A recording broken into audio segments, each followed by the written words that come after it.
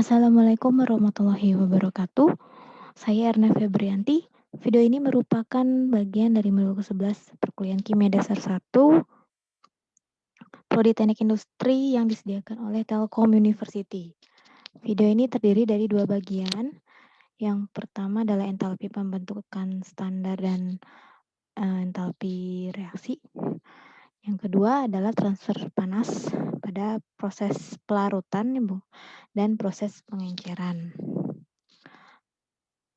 Oke, nah jadi sekarang kita akan masuk ke bagian yang pertama. Ya sejauh ini kita sudah belajar bahwa kita bisa menentukan perubahan entalpi yang terjadi pada sebuah reaksi dengan cara mengukur panas yang terserap atau yang dilepaskan pada tekanan konstan ya. Dan kita juga bisa melihat bahwa perubahan entalpi itu bisa dihitung jika kita tahu entalpi dari reaktan dan produk. Nah, tapi sebenarnya nggak ada cara yang absolut ya. Nggak ada cara untuk mengukur nilai absolut dari entalpi suatu senyawa itu. Maksudnya gimana? Jadi yang bisa kita ukur itu hanyalah nilai-nilai yang relatif ya, yang mendekati kebenaran. Jadi bukan ya pasti nilainya segitu, enggak. Nah, masalah ini sebenarnya sama dengan masalah yang dihadapi oleh ilmuwan lainnya, misalnya di bidang geografi ya. Jadi geografernya itu mereka juga kesulitan untuk menentukan jarak ya. Jarak misalnya tinggi pegunungan, tinggi bukit itu tinggi berapa meter itu diukur dari titik nolnya itu dari mana, sumbu X sama dengan Y sama dengan nolnya itu dari mana. Nah, jadi di kasus mereka, daripada mereka membuat suatu alat yang bisa mengukur skala absolut ya dari titik nol, mungkin misalnya mengukurnya dari pusat bumi kan di mana aja sama ya segitu. Nah, mereka nggak gitu, tapi mereka itu membuat kesepakatan bahwa yang namanya tinggi dan kedalaman suatu wilayah itu nggak diukur dari pusat bumi, tapi diukur dari permukaan air laut. Nah, jadi titik rujukan permukaan air laut yang dipakai oleh para geografer itu kita pakai juga di sini. Jadi titik rujukan kita itu semua ungkapan entalpi itu disebut entalpi pembentukan standar. Yang maksudnya standar itu apa?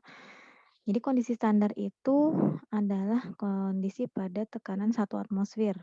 Ini sebenarnya dalam termodinamika kondisi standarnya itu bukan 1 atmosfer ya, tapi 1 bar. Nah, 1 bar itu sama dengan 0,987 atmosfer ya. Beda-beda dikit lah sama 1 atmosfer. Jadi, tapi untuk kenyamanan kita semua, nggak apa-apa kondisi standarnya itu adalah 1 atmosfer. Nah, di sini jadi tulisan entalpi pembentukan standar itu delta HF ya, delta HF terus HF0 ya. Jadi nolnya itu superscript, F-nya itu subscript. Nah, ini menandakan ya bahwa kondisi standarnya itu 1 atmosfer dan F-nya itu dari bahasa Inggris formation. Ya, jadi enthalpy of formation. Jadi nolnya itu standar, jadi standar enthalpy of formation. Nah, itu contoh itu istilahnya ya. Oke, jadi sekarang balik ke ilmuwan kimia. Ilmuwan kimia sekarang menyepakati bahwa entalpi pembentukan standar itu adalah perubahan kalor yang dihasilkan ketika 1 mol satu senyawa dibentuk dari unsur-unsurnya pada tekanan 1 atmosfer. Dan ini kan dibentuk pada unsur-unsurnya. Jadi delta HF0 dari elemen apapun itu kan misalnya elemen oksigen. Oksigen itu kan bisa O2, bisa O3. Nah, mereka sepakat bahwa unsur yang paling unsur dalam bentuk yang paling stabil, delta HF-nya itu 0. Nah, misalkan ada oksigen nih, unsur oksigen O, dia kan punya bentuk molekuler O2 sama O3. Nah, yang paling stabil itu O2. Makanya O2 itu delta HF0-nya 0. Nah, terus delta HF 0 O3 atau ozon itu diukur berdasarkan delta HF0 O2. Jadi, yang ozon itu 142. Dan contoh yang lain, karbon ya. Karbon itu bentuknya ada bentuk grafit, ada bentuk diamond, berlian, itu sama-sama C. Ikatannya C semua, cuman yang bentuknya paling stabil itu adalah grafit. Grafit itu bisa kita lihat di ujung ini, pensil ya. Pensil itu grafit. Nah, bentuknya kayak gitu. Kalau diamond kan berlian yang bersinar, yang dipakai untuk perhiasan. Nah, kalau berlian, diamond, intan sendiri itu entalpi standarnya 1,9 standar entalpi pendukannya. Nah, itu terkait entalpi standar entalpi pembentukan standar ya, delta HF0. Nah, di sini di tabel 6.4 ini ada beberapa entalpi pembentukan standar beberapa senyawa. Ini bisa kalian lihat juga di buku referensi ya. Itu sama kok isinya. Nah, jadi kita lanjut. Definisinya ya sekarang entalpi reaksi perubahan standar entalpi reaksi ya, bukan entalpi pembentukan. Jadi entalpi reaksi standar atau perubahan standar itu maksudnya apa? Maksudnya entalpi dari reaksi yang berlangsung pada tekanan 1 atmosfer.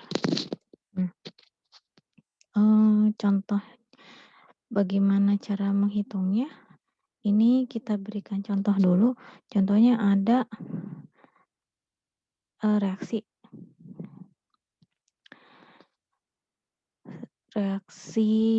A tambah B menjadi C tambah D dengan A kecil, B kecil, C kecil, D kecil itu adalah koefisien reaksi.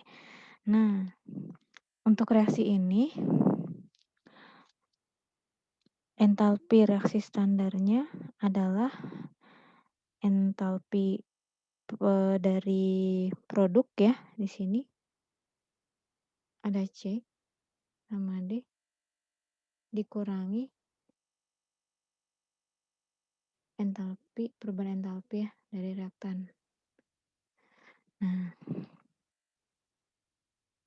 jadi kalau ngeliatnya agak bingung, ini kita sederhanakan saja. Nah, jadi seperti ini. Jadi entalpi reaksi standar itu adalah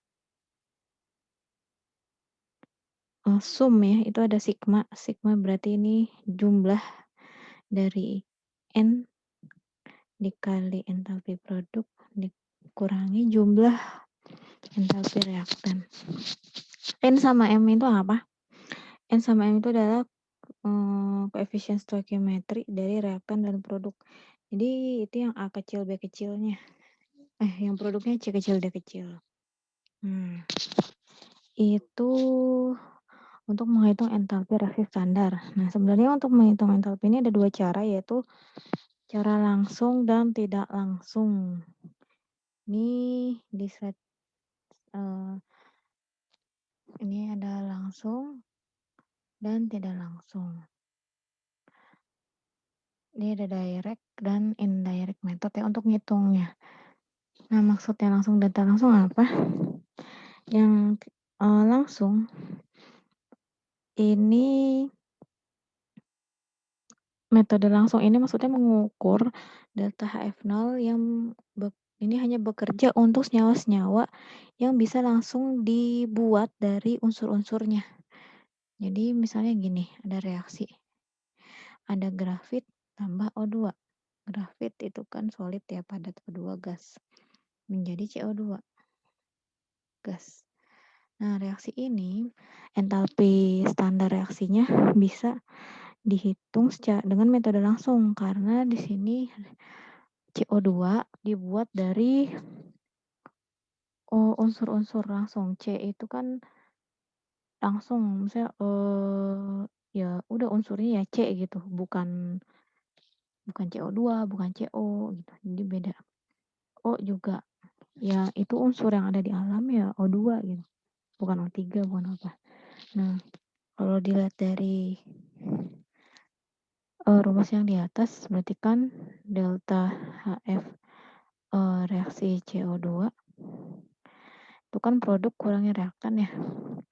Nah, produknya berarti delta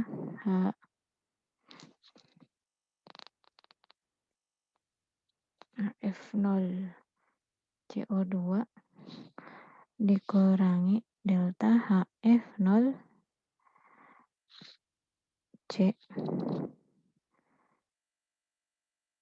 Jadi kurangi delta HF0 O2.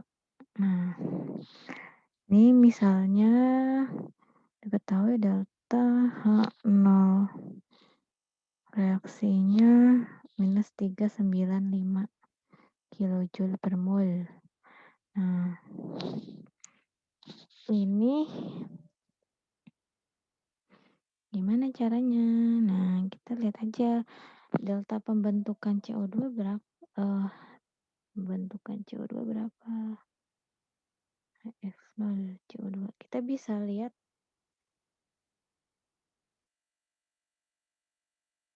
maaf. Nah, di sini ada CO2 kan? Nah, ini CO2 set 39,5 delta F-nya 39,5. Kita balik ini 39,5. Oke, ini berarti kita lihat ya, min 39,5. 393,5 kilojoule per mol. Nah, dikurangi delta F0C itu tadi kan 0.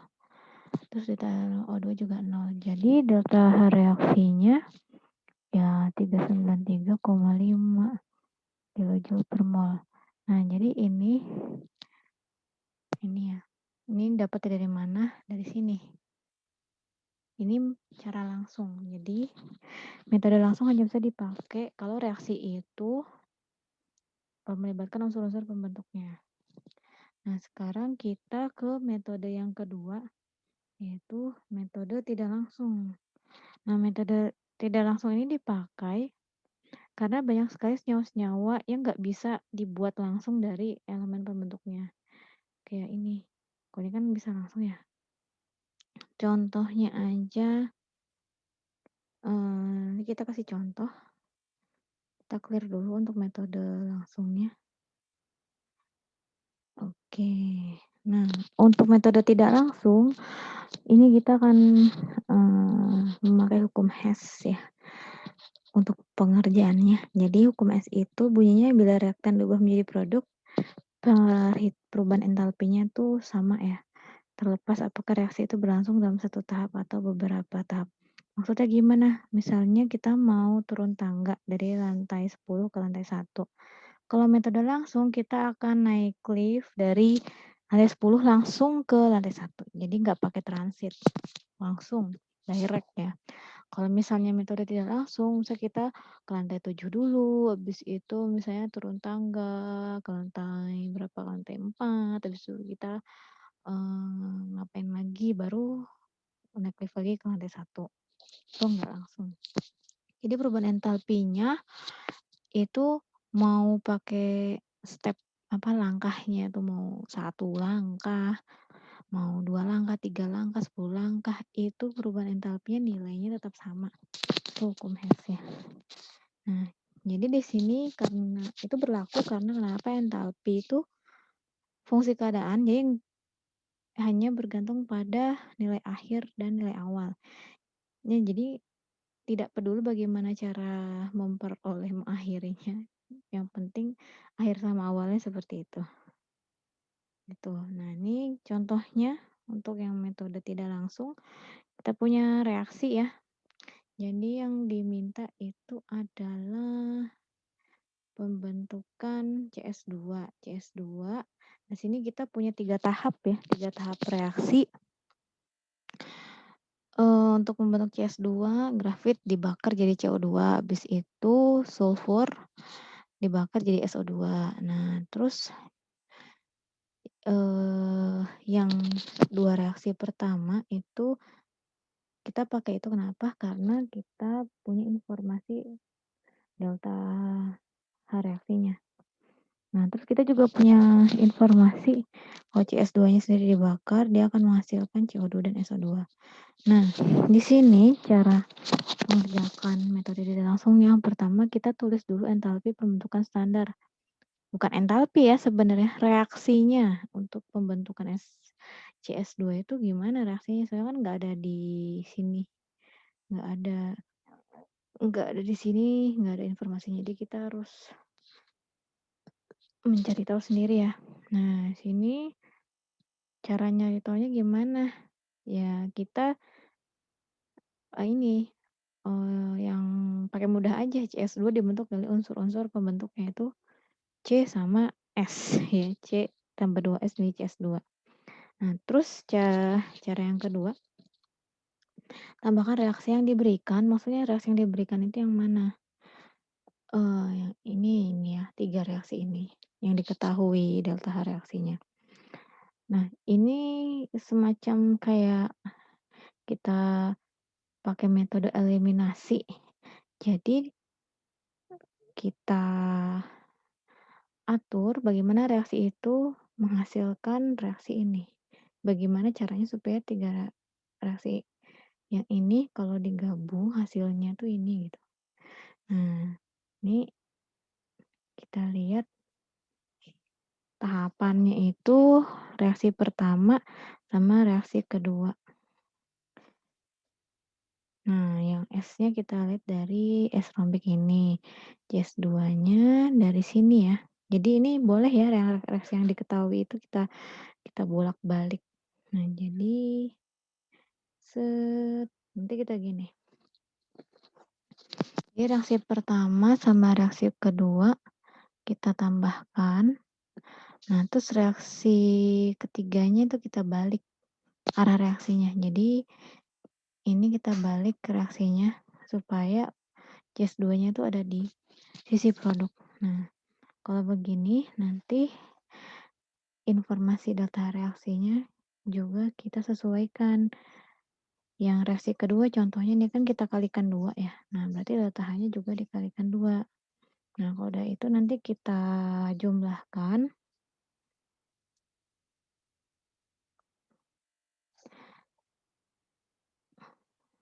Maaf. Sebentar. Ini saya hilangkan dulu ya. Clear dulu. Nah, dari 3 reaksi ini, maaf ini kita jumlahkan. Saya tadi salah jumlahinnya. Lalu kita jumlahkan hasilnya yang unsur yang sama bisa kita eliminasi. Jadi di kiri ada 3O2, di kanan ada 3O2 kita coret. Di kiri ada 1 CO2. Nah, CO2-nya kita coret. SO2-nya juga bisa meniadakan. Ya. Sisanya kan tinggal C sama 2S di kiri dan CS2 di kanan. Nah, jadi delta H0 reaksinya juga tinggal kita jumlahkan saja ya. Kita operasikan matematika sederhana, jadi kita mendapatkan nilai 86,3 kJ. Nah, ini kasus kedua, benzena terbakar di udara. Menghasilkan CO2 dan air cair. Ya, air ya cair. Berapa panas yang dilepaskan per mol oleh pembakaran benzena? Entalpi pembentukan standarnya adalah 49,04. Oke. Sini kita pakai reaksi yang sudah lazim. Delta reaksi adalah delta pembentukan standar produk dikurangi reaktan. Nah, sini produknya CO2 dan H2O, reaktannya adalah benzen dan O2. Tapi karena O2 itu nilainya 0, jadi di sini dihilangkan. Ini harusnya ada lagi nih, minus 15 delta HF0 O2. Harusnya gitu ya. Cuman karena ini nilainya 0, jadi ditiadakan ya nggak apa-apa sih. Oke. Kita lanjut, nih tinggal kita cari nilainya berapa. Nah, ini kita cari di tabel ya nilai-nilai yang HF0CO2, H2O, sama benzen. Kita masukkan ke persamaan ini, lalu kita jumlahkan hasilnya adalah -5,94. Nah, di sini karena benzennya itu hanya ada 2 ada 2 mol, berarti yang ada di sini itu untuk 2 mol. Nah, yang ditanya itu kan berapa yang panas yang dilepaskan per mol. Nah, jadi karena per mol, ini dibagi dengan koefisien reaksi ini 2. Jadinya -2,93. Oke, jadinya begitu ya. Nah, langsung sekarang kita lanjut ke materi yang kedua, yaitu tentang heat of solution dan heat of dilution. Apa itu? Yang pertama ya, heat of solution.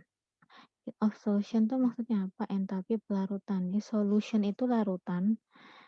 Nah, jadi ini bukan entalpi larutan, tapi proses pelarutan. Jadi kalau kita mau melarutkan sesuatu. Nah, jadi kalau di lab, ketika kita membuat larutan, itu banyak sekali kasus-kasus panas yang dilepaskan atau diserap ketika kita melarutkan suatu zat. Nah, jadinya di sini kita perlu memahami yang namanya heat of solution ya, atau entalpi pelarutan.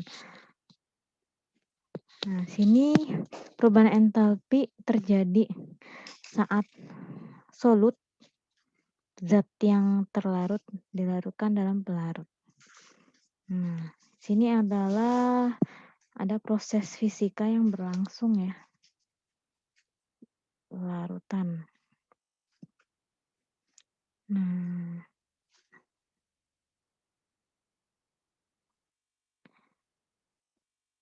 jadi entalpi pelarutan sendiri kalau kita definisikan tuh apa? Entalpi pelarutan itu adalah panas yang dilepaskan atau diterima ketika sejumlah cairan itu larut dalam sejumlah tertentu zat larut.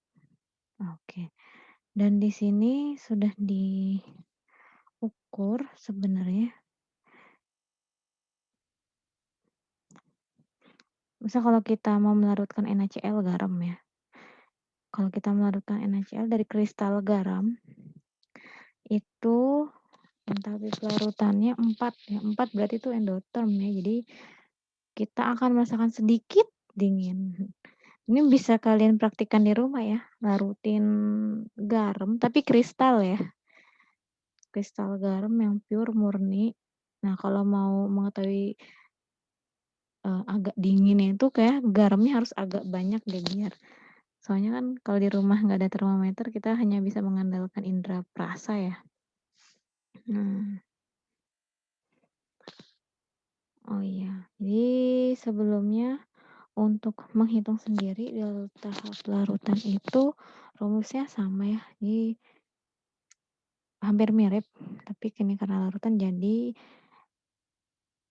entalpi pelarutan itu adalah entalpi larutan dikurangi komponen-komponennya. Nah, kalau lihat dari tabel 6.5, sini ada yang exotherm, ada yang endotherm. Kira-kira zat mana yang bisa digunakan untuk mencairkan es? Ya, pasti yang exotherm ya. Terus manakah yang dapat digunakan sebagai pendingin? Ya tentu saja yang delta H-nya positif. Nah, ini kita contoh adalah proses pelarutan NaCl. Jadi kalau garam di rumah, kita balik lagi berbicara tentang garam. Jadi NaCl itu larutan senyawa ionik karena jadi kalau misalnya kita melarutkan padatan garam dalam air, maka sebenarnya ion-ion Na+ dan Cl- itu kalau di fase padat mereka itu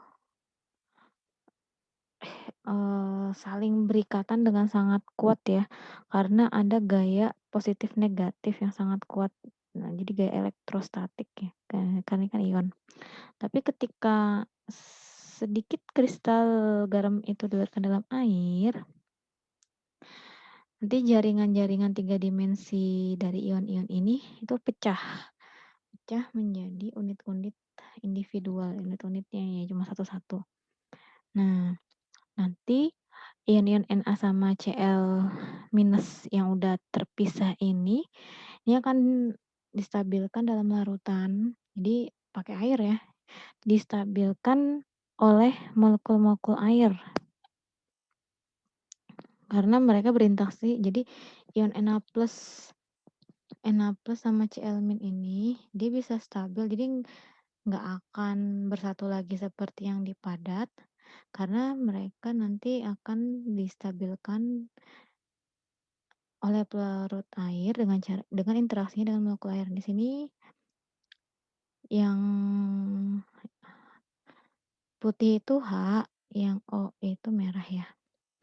Jadi O itu kan dia cenderung elektronegatif ya, jadi akan tertarik ke muatan yang positif. Jadi ion-ion Na plus nanti akan berinteraksi dengan O dari H2O, sementara yang Cl- berinteraksi dengan H dari H2O ya. Jadi memang dan proses ini penstabilan ini namanya hidrasi ya. Jadi ion-ion yang sudah dikelilingi ini namanya ion-ion yang terhidrasi. Jadi mereka stabil di air dengan cara seperti ini mekanismenya. Oke. Nah, terus gimana cara menentukan entalpinya? Nah, entalpinya ya udah, ini kan ada step 1, step 2. Kita gabungkan saja. 788 kita gabungkan step 1 sama step 2, 788 dikurangi 784 yaitu 4. Nah, jadi entalpi pelarutannya adalah 4. Nah, sekarang kita lanjut ke yang pengenceran ya. Pengenceran. Jadi proses transfer panas juga bisa terjadi pada saat kita mengencerkan sesuatu. Jadi kayak misalnya kita mengencerkan larutan yang pekat, jadi larutan yang lebih encer. Nah, jadi ini ada yang namanya entalpi pengenceran atau heat of dilution. Apa itu? Itu adalah perbedaan panas yang berkaitan dengan proses pengenceran. Nah, jadi pada saat mengencerkan sesuatu ada proses endotherm atau exotherm yang bisa terjadi. Nah, ini tergantung ya. Oh, yang perlu kita perhatikan itu adalah kalau prosesnya itu exotherm, karena nanti panas itu akan dilepaskan ke lingkungan. Panas itu akan makin banyak dilepaskan ketika pelarut itu ditambahkan ke senyawanya. Nah, jadi ini contoh kasusnya yang harus diperhatikan. Contohnya di sini ada gambar saat mau mengencerkan asam sulfat pekat. Asam sulfat pekat 98% itu kurang lebih 18 molar ya. Itu sangat pekat, jadi kental. Nah, jadi asam sulfat pekat ini akan sangat menjadi masalah yang berbahaya kalau misalnya kita salah mengencerkannya. Jadi asam pekat itu 98% ya, 98% asam, 2%-nya air. Nah, jadi kalau mau mengencerkannya itu jangan pernah kita menuangkan air ke dalam asam sulfat pekat. Karena semakin banyak air yang ditambahkan itu akan menyebabkan semakin banyak kalori yang dilepaskan. Jadi proses yang lebih baik, yang benar itu adalah dengan cara memasukkan asam sulfat pekat sedikit-sedikit ke dalam wadah berisi air yang banyak gitu. Wadah berisi air yang banyak, ditetesin asam sulfat pekat dikit-dikit sambil diaduk. Nah, itu nanti panas yang dilepaskan itu akan jauh lebih sedikit gitu. Ini nggak panas banget, anget-anget suam-suam koko. Oke, itu adalah prosedur yang direkomendasikan ya. Jadi menambahkan asam pekat dengan perlahan ke air. Oke, sampai di sini video kali ini. Kita akan jumpa lagi ke video berikutnya. Wassalamualaikum warahmatullahi wabarakatuh.